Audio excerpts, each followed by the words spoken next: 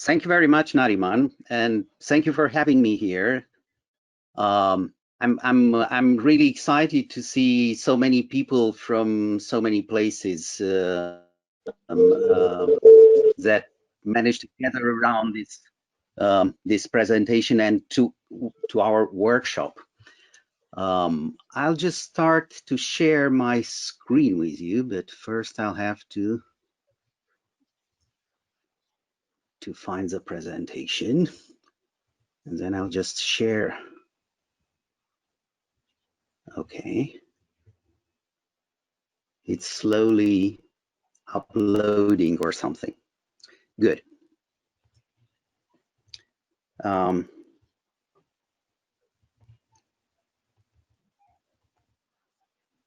pressing buttons and nothing happens. Just a second, please.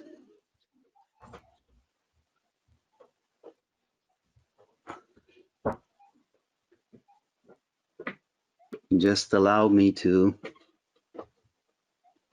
start. Okay, I choose this quite simple title, as our project is, and when I say our project is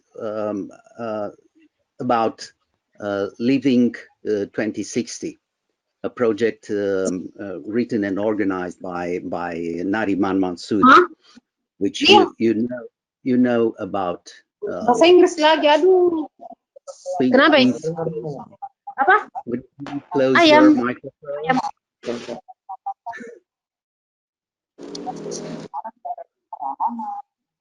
Okay, Nariman, you have to take control over some interferences.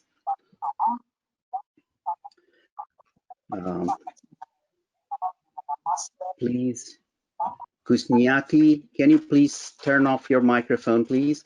Thank you.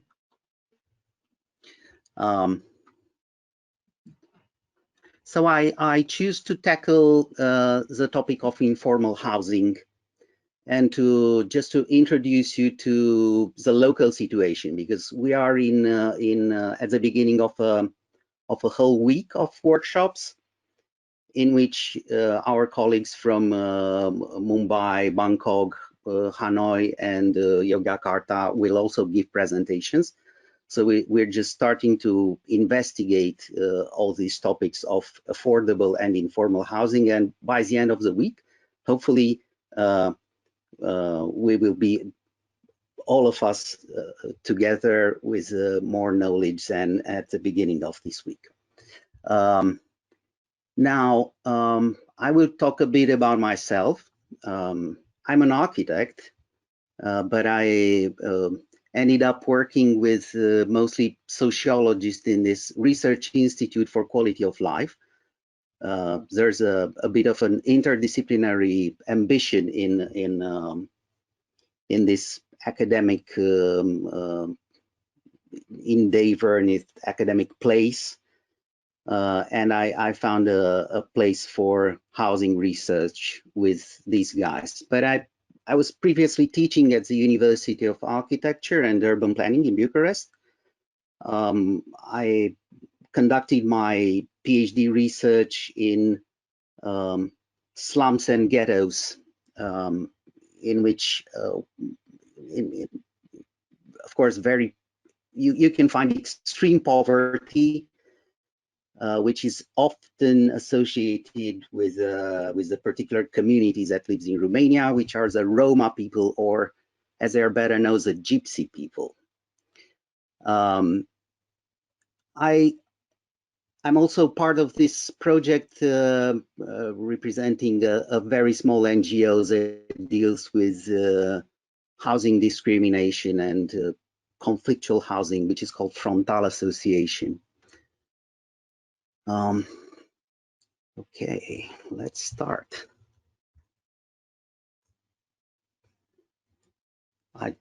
There's little control on my PowerPoint because of this streaming, probably. I'll just tell you a bit about myself, but we'll soon go it will be like a transversal question, is the informality.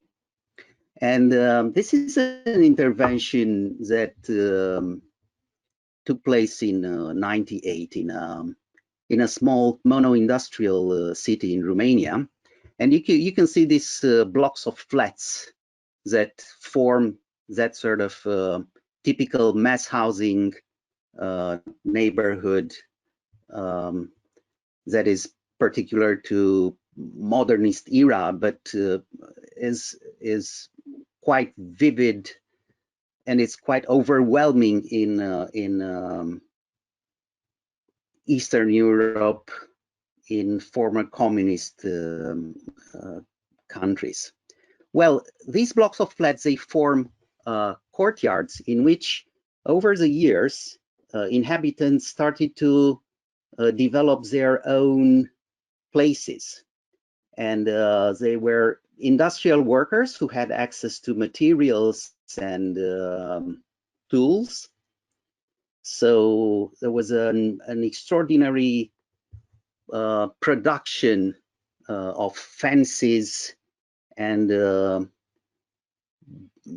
sort of improvised sitting places that were welded in metal.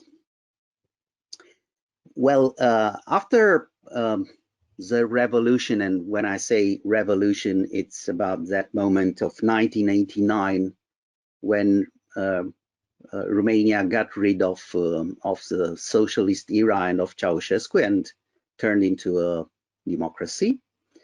There was a group of friends, artists and architects, who decided to make some artistic intervention in that sort of courtyards. So we just recuperated some scrap metal from a local chemical plant and started to produce, let's say, artistic objects in pretty much the same manner in which those guys who were the inhabitants of those blocks of flats were doing. And we met some resistance because they didn't want to give up their own creations and accept ours. But finally, it was successful. But this raises a first question about how to frame the formal and the informal. Because as we arrived at the municipality and we proposed our interventions to the mayor, the mayor was completely amazed by our idea of doing monumental art in that sort of places, and instead he asked us to create a proper statue in front of the city hall, to have a particular king riding a horse, you know, with a sword, and showing our fantastic history to everybody, you know, that sort of didactic, heroic figure that makes the glory of every provincial town. So we said, no, we're a different kind of people. We're a different sort of people. We just want to intervene where people live. And this lowered the status of our works of art. They were classified as works of art by, let's say, the official critiques, the art critics and historians, but they were not accepted as such by the municipality. So when the next mayor came and he decided to modernize those places, because in the meanwhile people started to buy a lot of cars, so he needed parking places. He just got rid of them using them, arguing that they are just inventory objects, which is interesting about the formal status of any object. It has various degrees of formality. It has various degrees of a moving dynamic status. Then what I would like to share is another beautiful intervention. These are the adobe houses done also with pretty much the same friends. What's the name? And they also have an informal part. It looks like they look like traditional architecture made of adobe bricks, but they are placed in an archaeological site. And in order to do that, you need special permits, which we didn't have. But this was, again, an artistic intervention done in collaboration with the local archaeologists. So it was framed as a reconstruction of buildings using ancient techniques. And it was a beautiful experiment in which we were desperate to argue that mud houses are still good, and if more than half probably of the entire population of the planet lives in mud houses, we shouldn't forbid them, because at that time there were discussions at the Ministry of Regional Development about getting rid of this technique, ancient technique of construction, forbidding it. So we ended up with this experiment, which was very nice because we had, the bricks were already prepared, and then we were like 6-7 people that would build a house in just a couple of weeks. So in just a couple of weeks. So this is a result of 2 years of work, and this is a 3rd year. That sort of architecture, very relaxed. Of course, there were no major constraints for us.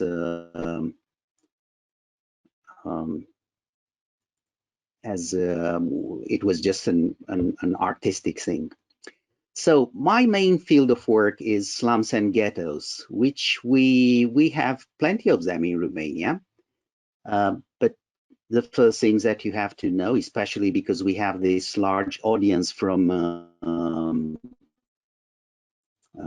Southeast Asia, is that unlike many other places of the world, our slums and ghettos are really, really small. So they are scattered around the territory. Pretty much every city has several settlements like this, but they're really small. Like it could be, you could have like in between, a typical one has 200 to 600 inhabitants, and a large one probably no more than 2,000. And we will discuss later what are the implications of this. And as I told you, they are usually, but not exclusively, inhabited by Roma people or Romani people. Romani is actually the name of the language. Roma is the name of the people. They're better known as gypsies, but more recently, gypsy is considered to be an insulting term. They're stereotyped as nomads, which is no longer the case. They became settled a long time ago. But you can occasionally find a tent or a wagon and cart, and some people moving around for commercial purposes, not as the stereotype tells us, that it's just in their blood, or they're just wanderers. They cannot sit somewhere. They can sit very well somewhere if they have a house. If they don't, of course, they have to move. we can see this fantastically elegant interior of this very young woman who has two children. And then you can see me and my friends moving around with a tent at the Biennial of Architecture in Venice, trying to promote the topic of slums and ghettos in Romania, and to make a bit of activism for the Roma movement. My friends are Roma, so it was a risk to enforce this stereotype of nomadism using a tent, but there was no other solution, because Roma people don't have a pavilion at the Biennial of Architecture in Venice, and we didn't have the money. Now, it's again very interesting and about informality. We were all Romanians, and there is a Romanian pavilion which has a particular characteristic. Now, this is gossip. You cannot share it with the world. So when the biennial starts, you need a special permit to enter the biennial. And we didn't have that, because we only got a small sponsorship just a couple of weeks before the participation, and it was much smaller than a participation tax, which is around 10,000 euros at least. So we couldn't get in. So we had friends at the Romanian pavilion, and the Romanian pavilion has a back door. So we accessed the Biennial of Architecture in an informal way. And we toured for several days. Then Paolo Barata, the director of the biennial, was announced by one guardian who finally caught us, and he asked, "What are you doing here?" And we talked by phone to Mr. Barata, and he said, I know about you. I already know about you. Do your job. That was very nice. It was really very nice. We finally camped in the pavilion of Uruguay.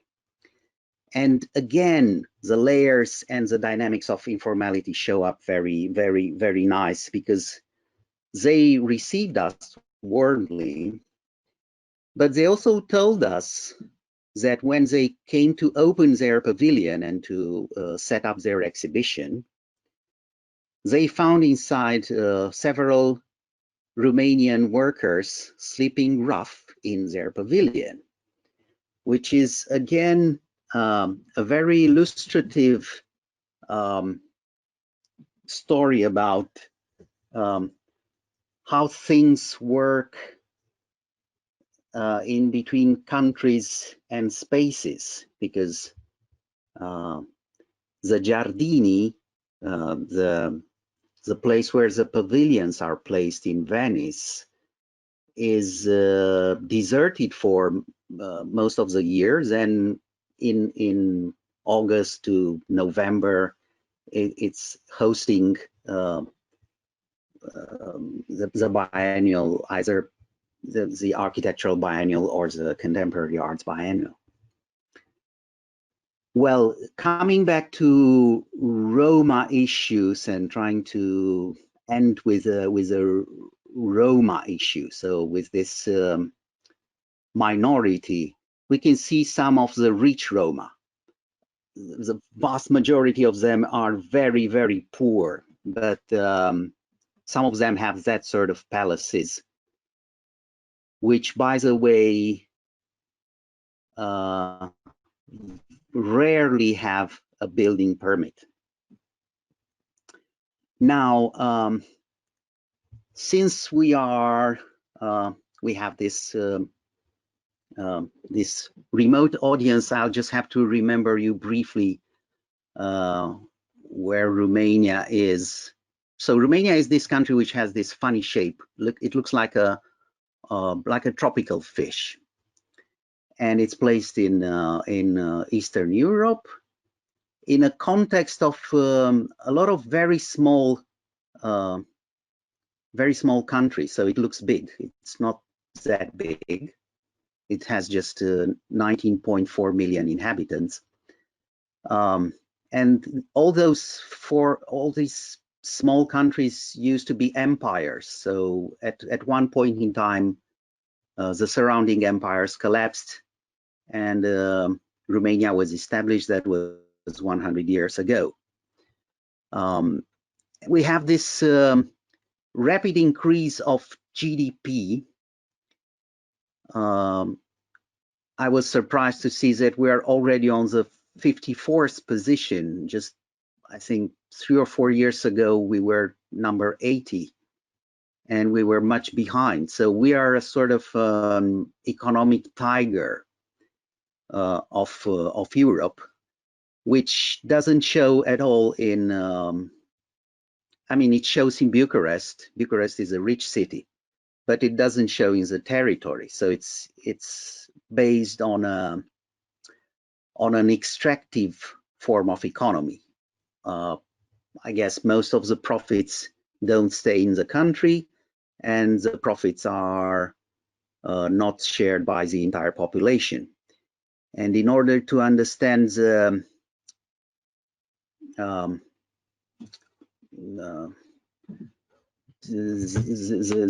amount of inequality, you have to know that 4 million Romanians left the country just because there's nothing to work for them and there are no conditions. So they just decided to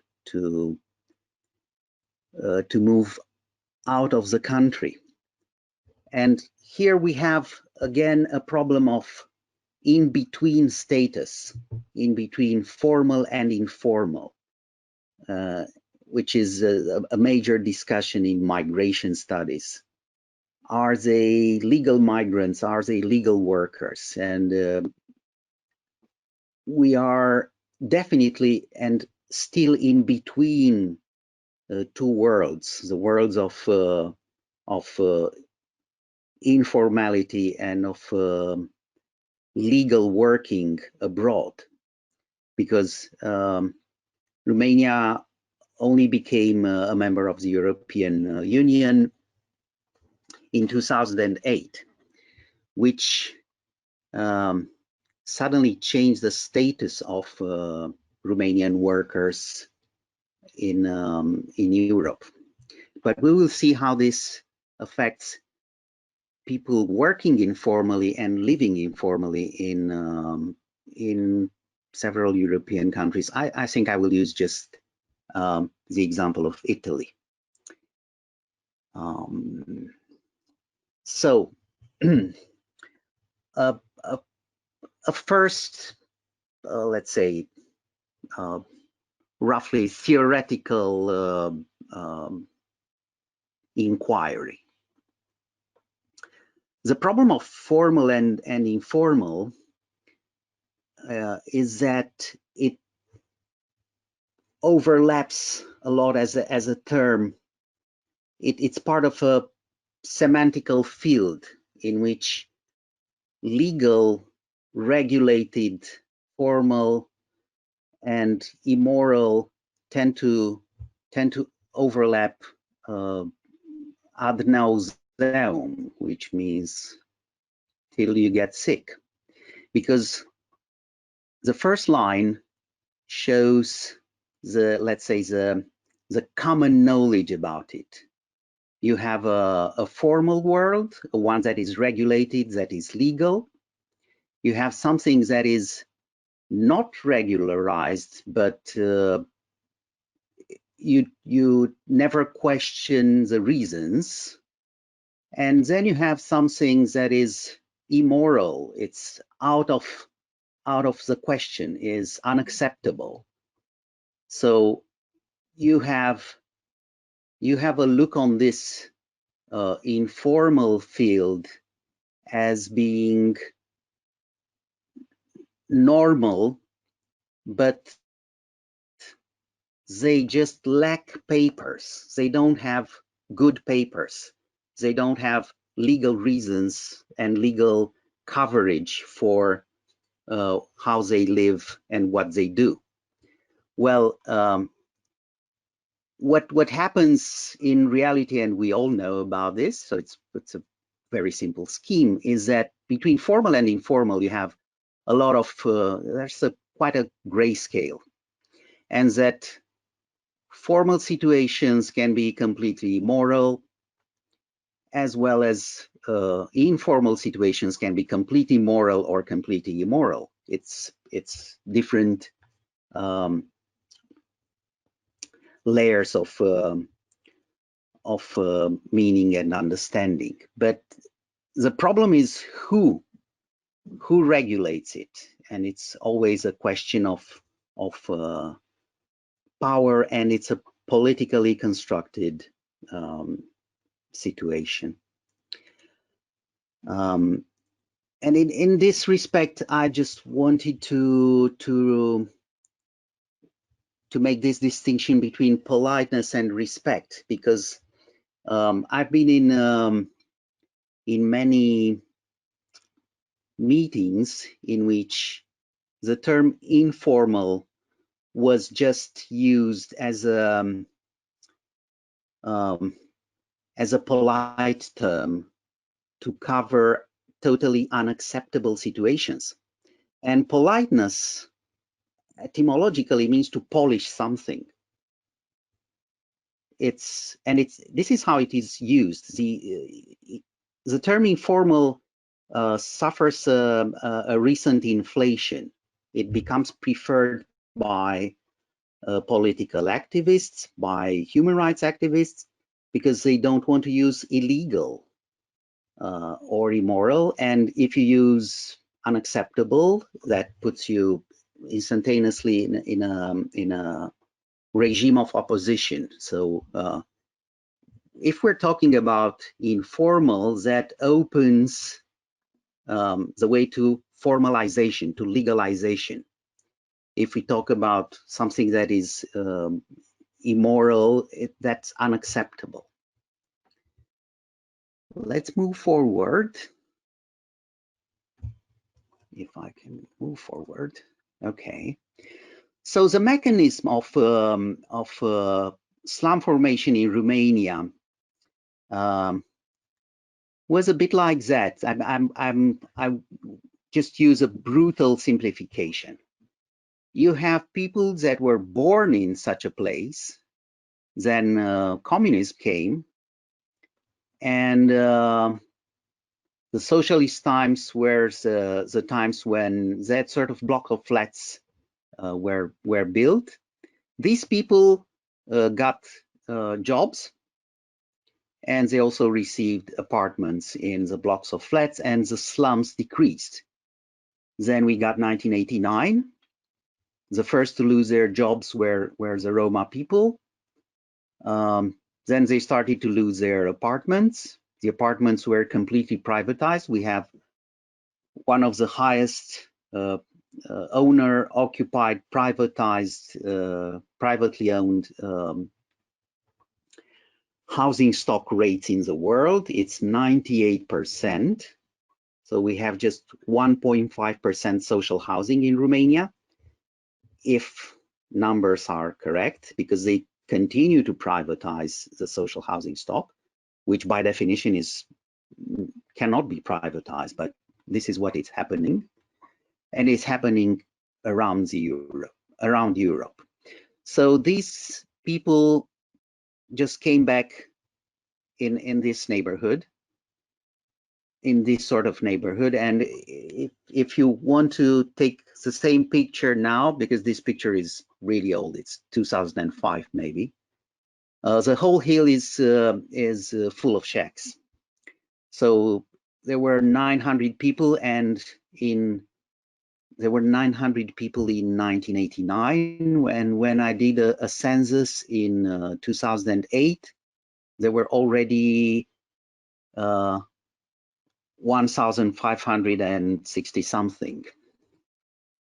So you see a rapid increase in the numbers of people that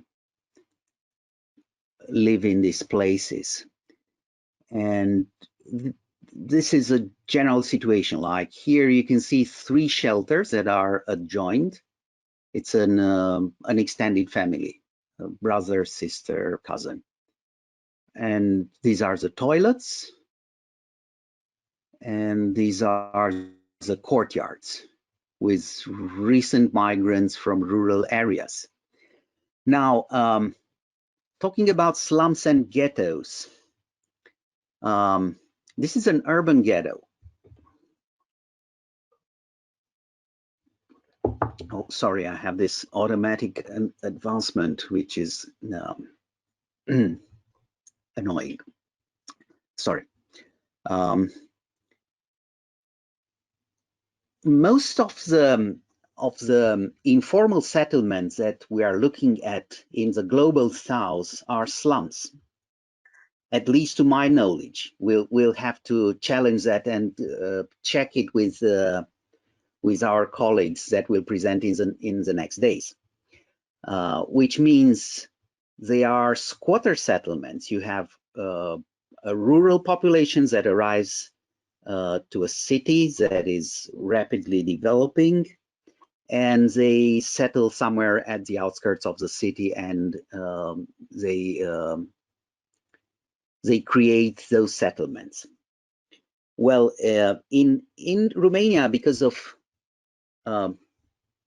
there's this particular situation in which most of the people living in these slums are of a particular ethnic origin, which is Roma people. And this is a situation that is historically built. These people were slaves, and they were released from slavery 150 years ago, and they never got compensations for that. Then they were heavily discriminated, and they were exposed to the Holocaust in the Second World War. There was a bit of an integration during communist times, but now they are again victims of very strong racist attitudes. So I can only qualify these sort of neighborhoods, not all of them, but because some of them are mixed, but the ones in which you can only find Roma people, I can only qualify them as ghettos, which is the case also with this place called Ferentari. And here we have again an ethnographic vignette. I will present many of these.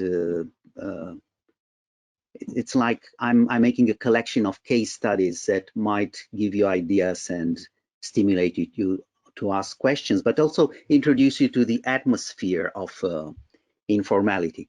So the situation goes like that. These blocks of flats belonged to a socialist company that was then privatized, and the blocks of flats were proposed to be demolished, but this never happened. Then the municipality took them over, but they don't yet have the papers, so they are illegally occupied. But then some guys would go to the mayor and ask him to give them an apartment. And the mayor says, find yourself an apartment and I will give it to you. That's fantastic. Like, how can I find myself an apartment? And then you have this informal trading in between people who just give small amounts of money to one another, and then they get a legal permit to live there, so they can go to the police and declare that they have a stable domicile and become citizens. So access to citizenship goes through a process that is anything but formal. But then for these sort of situations, there is little to do. And I checked the archives for this particular family, and it looks that they've been living here in the last 100 years. So you have many, many generations living here. Their house, it was probably rebuilt every 5 years or so. They appear on a plan from the municipality, but there's nothing more to say about them. It's just that there's a shack somewhere in the outskirts of these cities that is called Ploiești. This is a typical shelter that you can find in that sort of ghettos. This is a bed. This L-shape from here is a bed in which 6 to 7 people sleep, like, you know, like sardines, as we like to say. And this is what you can also find in the rural area. So you have the additional principle. You have multiple rooms that are added as soon as children become teenagers, and they usually marry very early, at a very early age. Let's move to the north of the country, where I could find another game of informality. Maybe a game theory can apply in how people use informality, and they go in and out of a formal situation in order to do this trading of their situation. And in our case, we are talking about housing situations. Because here in this northern city of Dorohoi, we have a former Jewish neighborhood, and it is a place of the first pogrom, of the first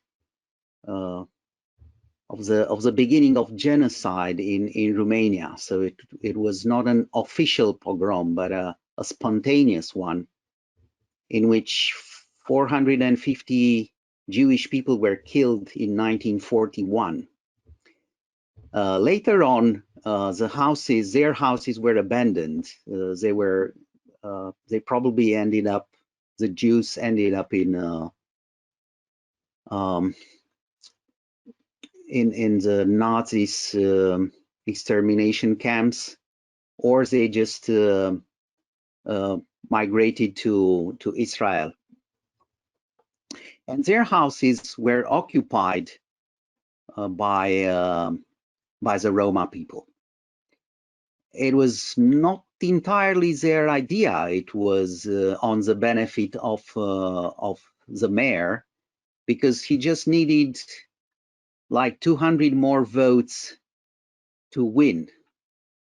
So he decided to secure his seat by allowing these people to come and live in the backyard of these beautiful houses. I'll have to ask Nariman to monitor my time, because otherwise I don't know if I'm able to keep the time. And this is a family of a so-called hero father, because unfortunately the mother is in jail, and he has 7 children. And this is the result of the interventions that I did back in 2005. Now, what happened is that in between the time when they arrived in the city, they were given tenancy. So they got contracts for the houses. Then another mayor came and he said, no, this is illegal. So they stopped the contracts. and their utilities, their access to utilities was cut. So they became illegal. They started to live informal. Then there was a request to the Ministry of Housing to build some houses for these people, and this was the result. But again, this was a game of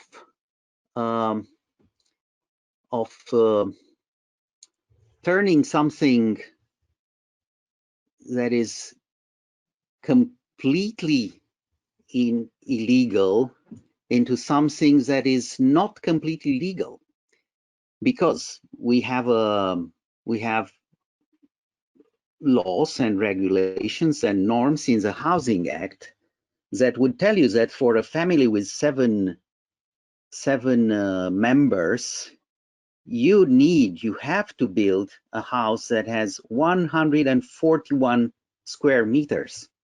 And I built a house of 75 square meters, which was, I don't know, either illegal or informal, because I had to negotiate it with the Secretary of State from the Housing Department, and this was accepted.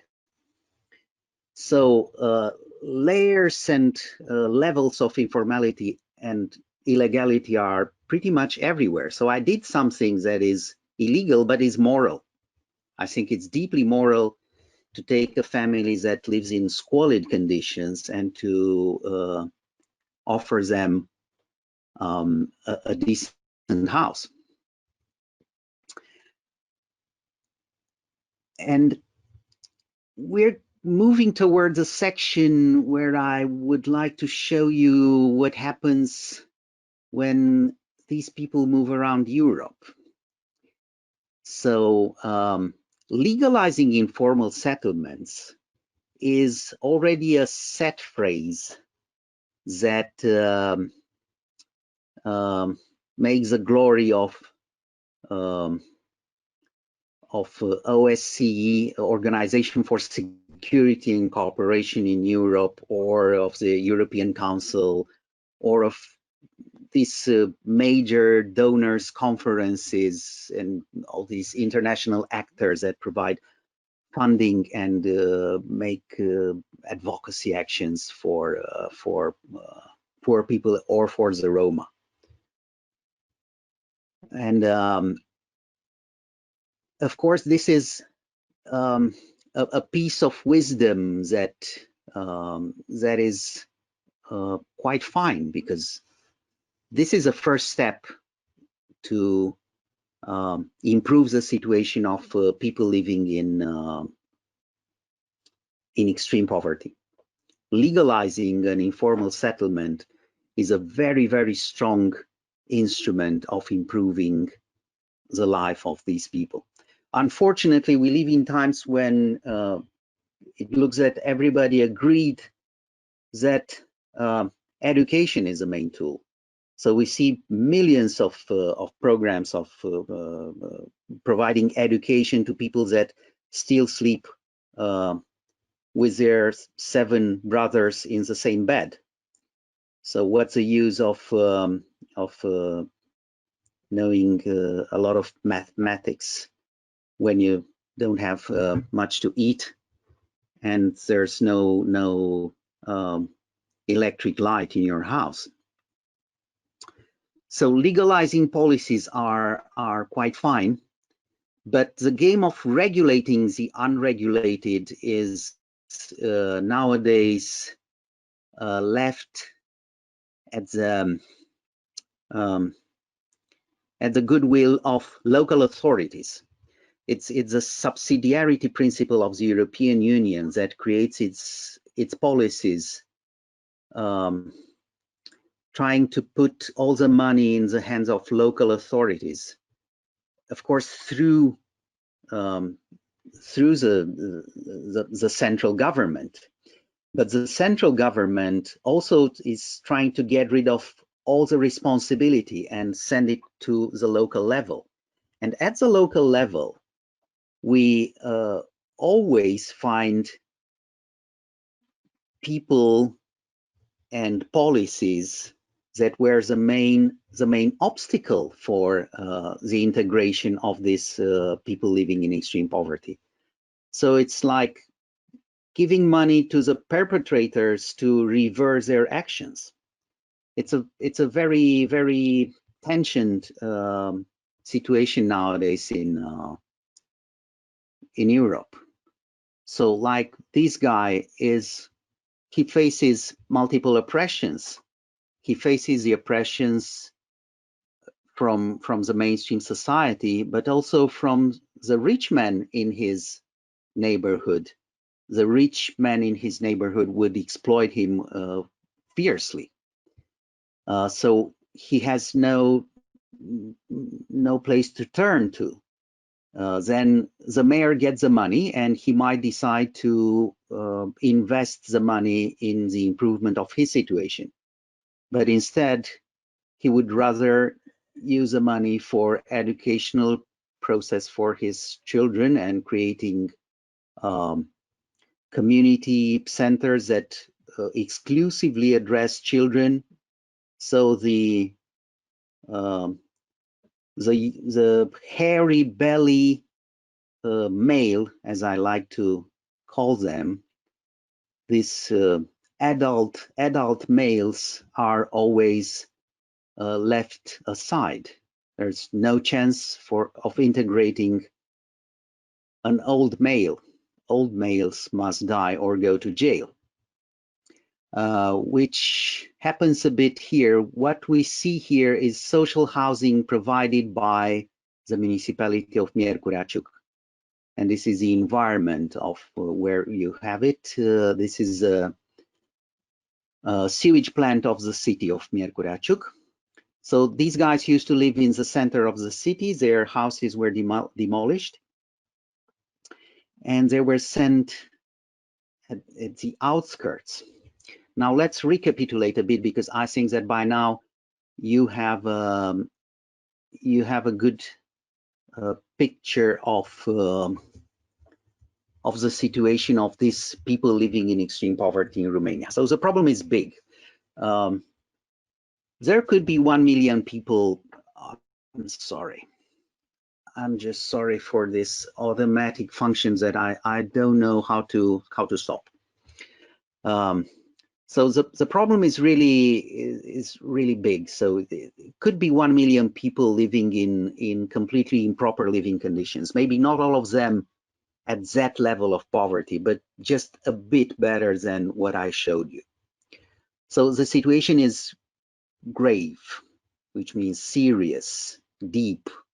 It's not something that can be solved through economic advancement, which is the mantra of the neoliberal societies. If everybody does the right thing, if everybody works, if you have jobs, if you have education, things will be better. No, things will not be better. It doesn't start with education and jobs. It starts with decent living conditions. Otherwise, your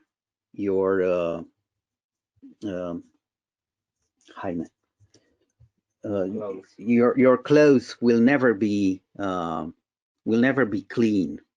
You cannot keep your job if your clothes are filthy.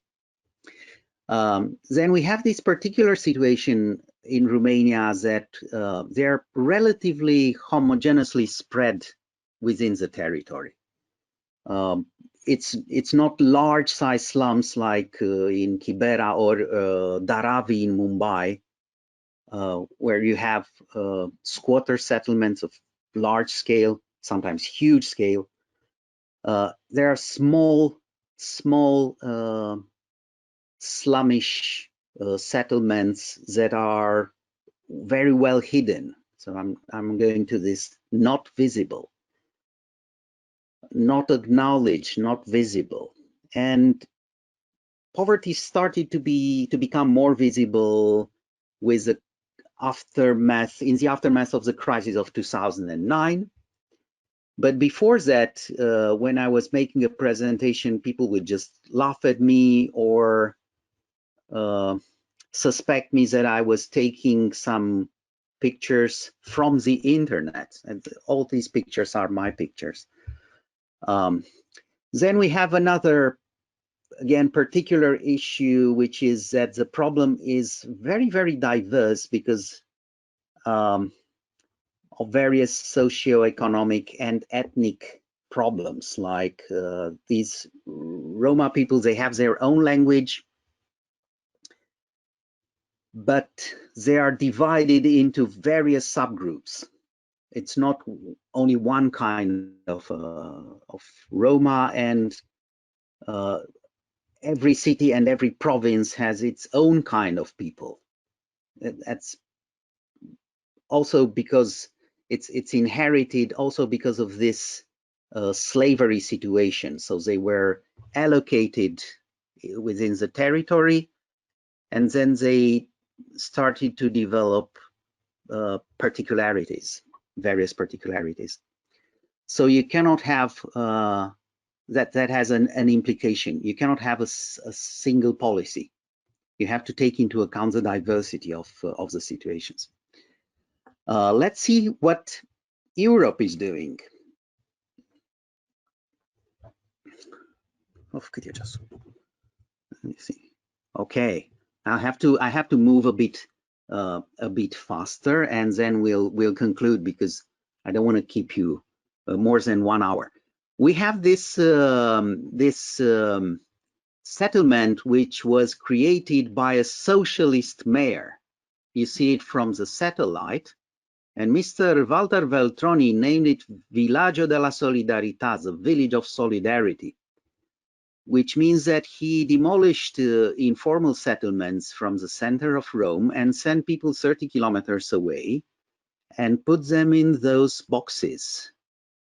And of course, we have this beautiful scheme from our colleague Francesco Chiodelli, which shows us how urban informality is divided in between regular informality of the majority and the informality of the underdogs, the informal Roma camps, which can only do squatting and some unauthorized housing construction, which sounds very, very, very well like housing construction.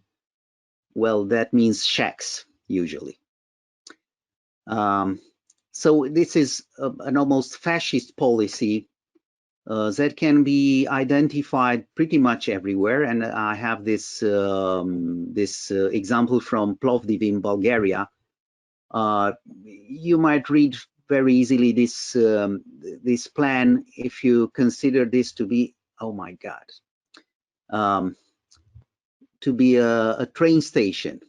So this plot of land is home to 20,000 people that only use one entrance, and it is surrounded by an industrial area. We moved to Belgrade. This is a famous Gazela Bridge. And again, we have a dramatic form of informality that was created because of the Balkan Wars. So these guys are not only Roma, so they were already excluded, but they were chased away by war. So they are war refugees. And this is what the war refugees got in Belgrade. There's another bridge, which I love very much. And we are again facing Serbian Roma, except that this time we're in Naples, in Italy. And we have some civil society interventions from these very nice people who are doing Aristophanes' Birds. It's a theatrical piece by a Greek author.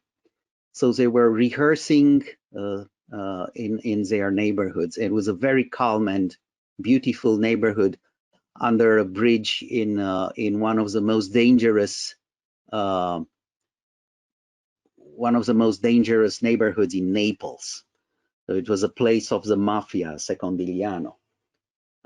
But there you had this Serbian Roma living very peaceful and cultural life with the help of Italian civil society. We're still in Naples, this time with Romanian Roma.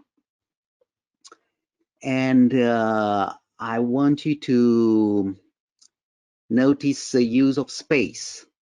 Like here you have a very, very clean area. And then you have a very, very dirty area because they cleaned up everything. And Italians kept coming and throwing away their waste. So these guys were recycling the waste, and they would keep their children in this area, but create a safe space for them. Like if you notice, this guy is barefoot. So you have millions of small metallic parts and broken glass, which is here. But this guy can walk barefoot in relative safety near his shacks. This is very far from the imagined gypsy, and for what the middle class is searching. Like we have this fantastic tiny house. That's from the tiny house conference in the US. That was in Portland, Oregon. And we have this beautiful family in which the lady claims that she had some gypsy ancestry. So they created this caravan, which was not their permanent residence, but you know, a show up. They're using it for these festivals of tiny houses, and it's filled with beautiful objects.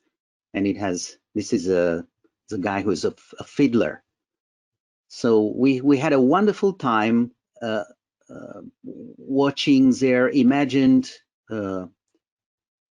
gypsy lifestyle, which they were practicing occasionally in this rally. I think that the term rally for a conference is quite precise in the US. So they would travel several hundred kilometers to show their lifestyle. But then this is very, very far from what is going on in Paris with Romanian Roma occupying informal spaces. We're almost ready. So I'm just recapitulating. Between informal, illegal, immoral, and fair, there's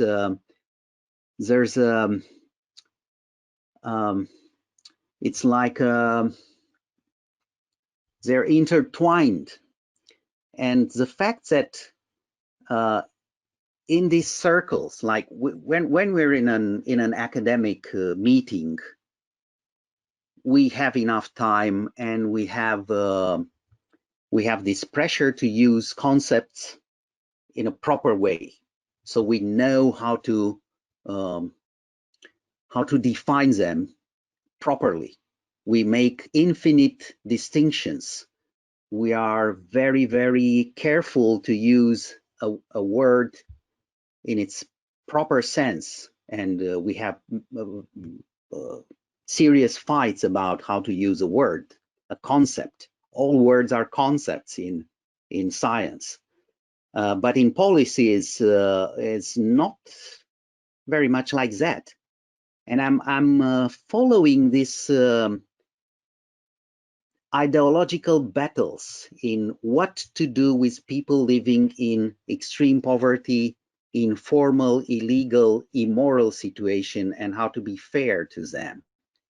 And I'm witnessing this incredible flexibility of terms that appear in policy papers, in various policy papers that can be found at the highest level, at the European policy level, and at the lowest level, like in a small municipality. And that was pretty much what what I had to tell you. I'm just showing you the house that I built in a semi-informal way in Zhurilovka, the mud brick houses that were that I showed you at the beginning. Thank you very much.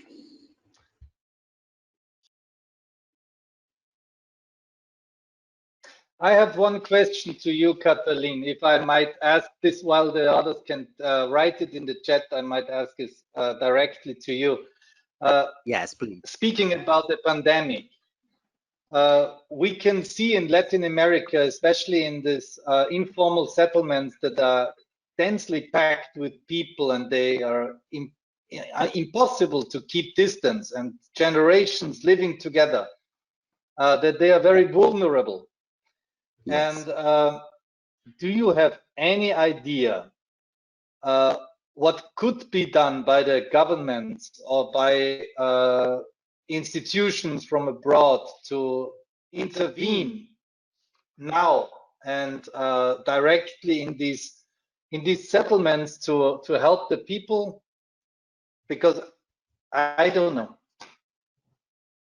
Well, I'm following closely what is happening in Romania, and the quarantine was more strict in these neighborhoods. So, and also there were some conflicts because it's nothing really happened in terms of pandemics. Like there might be some infections, maybe the infections are a bit more vivid, but not that much. I mean, Romania is doing very well in this respect. But the indiscipline is, of course, a bit more stronger, and the tendency of the policy to discipline people is a lot stronger, which in Romania it was quite abusive. Romanian police gave a lot of fines, so they issued such a large amount of fines that it equals all the taxation on profit. So the fines given to people are equal to the taxation on profit, which is huge. And this was directed towards slums very much. Okay. Because the rules were very strict, and police could issue fines very easily.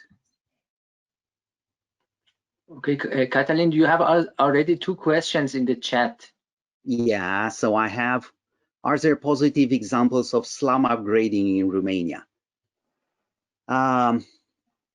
Yes, but I would say something. I'm always arguing, like what I showed you about Dorohoi. That was a positive example, and because it was much better than previous examples, I was always invited to show it in various conferences and meetings, political meetings.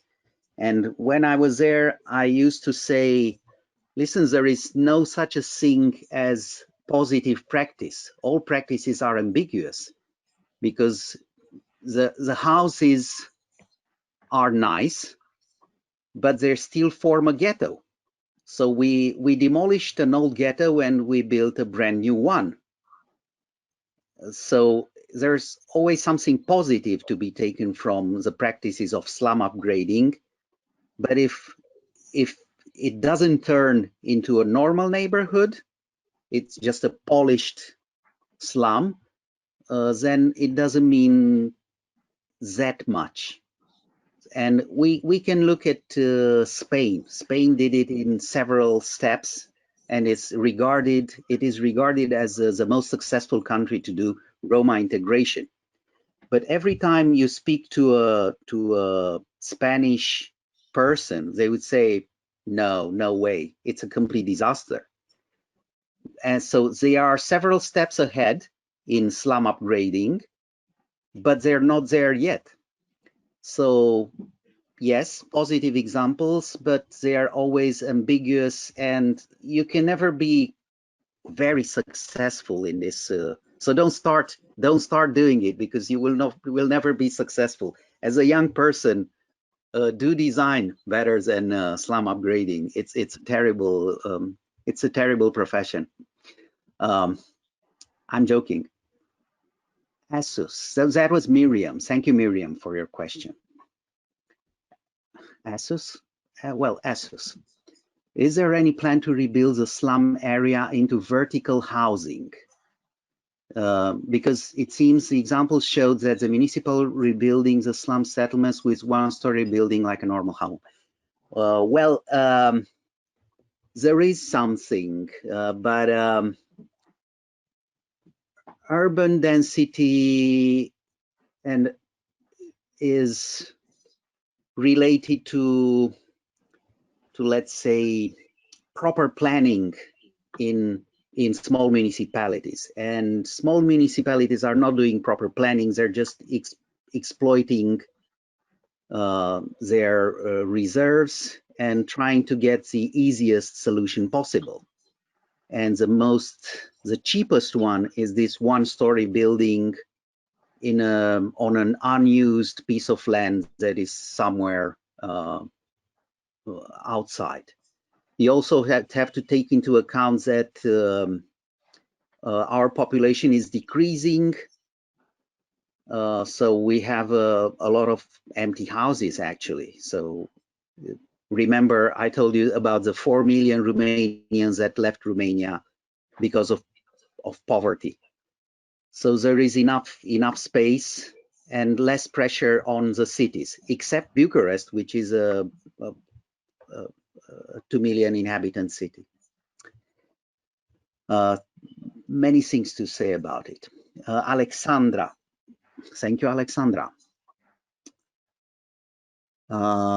If my theoretical framework could be used to inform policy making, well, I have been working on theoretical frameworks since a long time now, and I produced two methodologies that were accepted by the Ministry of Housing Development, and I was part of advocacy groups and took part in meetings and all that stuff. So I did it for a very long term, and some people are influenced, but then those nice people that are influenced just quit their jobs and they're replaced by others. And my wonderful methodologies that were produced for the ministries end up in a drawer, and nobody reads them anymore. So since I'm not ready to register to a political party or to find a job in the ministry, there's nobody at the end of the line to receive that sort of information, because it's not only me developing concepts, it's a lot of people developing nice concepts about how to intervene in extreme poverty neighborhoods, but the political class is never listening to anybody. Hannes, would you draw a link between the neoliberalization, between housing and economic policies in the 70s and 80s and the housing crisis we see today? Well, this is when neoliberalization started. At that time, Romania was a socialist country, so we were on the opposite side of the Iron Curtain. So we were in the 70s and in the 80s. Ceausescu was building 100,000 apartments per year. And since 1989, so in 30 years, there were just 17,000 houses in total in the whole period of 30 years, public housing in Romania. which is, I cannot even divide. 500 houses per year, that's ridiculous. So we see neoliberalization now in Romania. So it started in the West in the 70s and the 80s with the collapse of the welfare state, gradual collapse. It almost didn't happen in Austria. Austria is an incredible example of housing policies. I'm fascinated by Austria, and I do hope that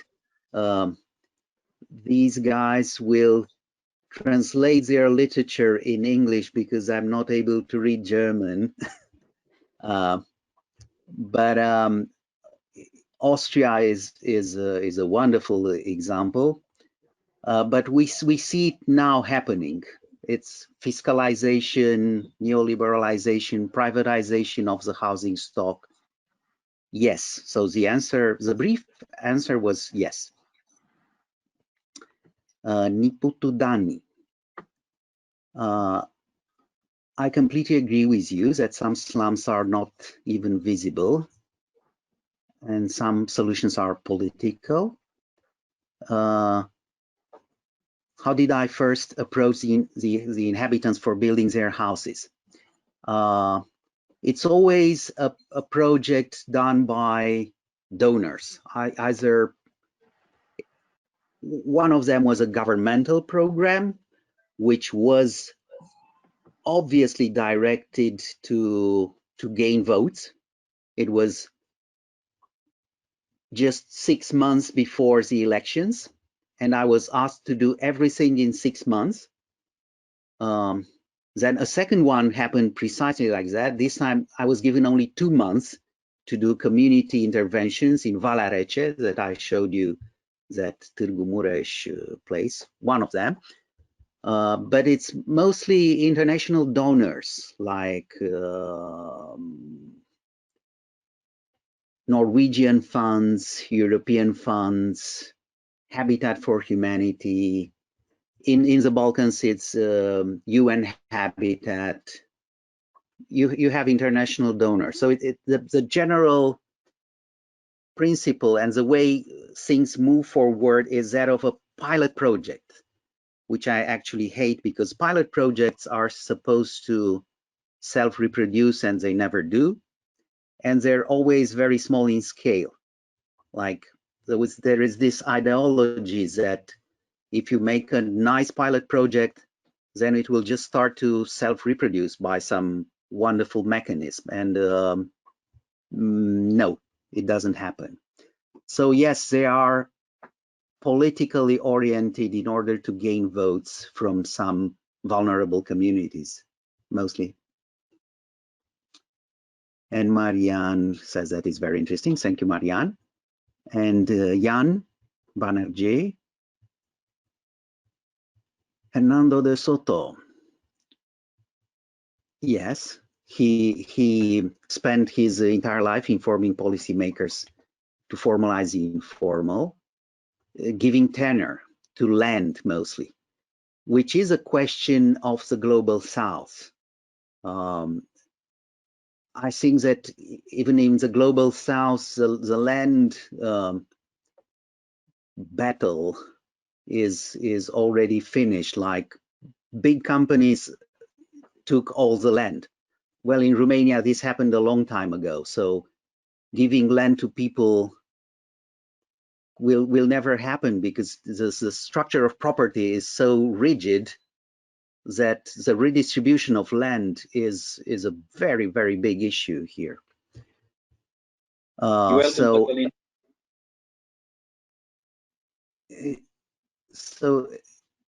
Okay.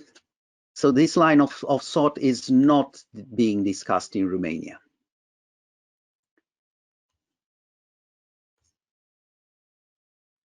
Okay. So we have also Satrio. When the informal housing is changing to formal housing, how do they culturally adapt to this? Well, like pretty much everybody else. So first generation would almost destroy the house. But this is not particularly to Roma people, but to a lot of rural people moving to apartments. So it depends from where to where you move. There were in the 60s in Romania, there was this huge wave of urbanization, and there were propaganda movies trying to influence people to become civilized when they move from their rural housing to this new apartments, blocks of flats, and it's always a culture shock. It takes like one generation, and I finished 2 years ago some houses, several apartments for people who previously lived in the garbage pit of the city of Cluj, and we managed to move them in brand new apartments in a collective house, a small collective house, 2 small collective houses with 6 apartments. And I cannot wait to go to see what is the result. I already had the plane ticket to fly to Cluj to check the apartments, but then the COVID-19 arrived, and I'm not able to do this anymore. But I will go there, and I will give you the insights about the adaptation of people coming from extreme poverty to a normal livelihood. I think that's all. Thank you very much, Cătălin. We have another one. Another, I think, question. There's another one about the Roma community, the Roma community in Albania. So we have an Albanian participant.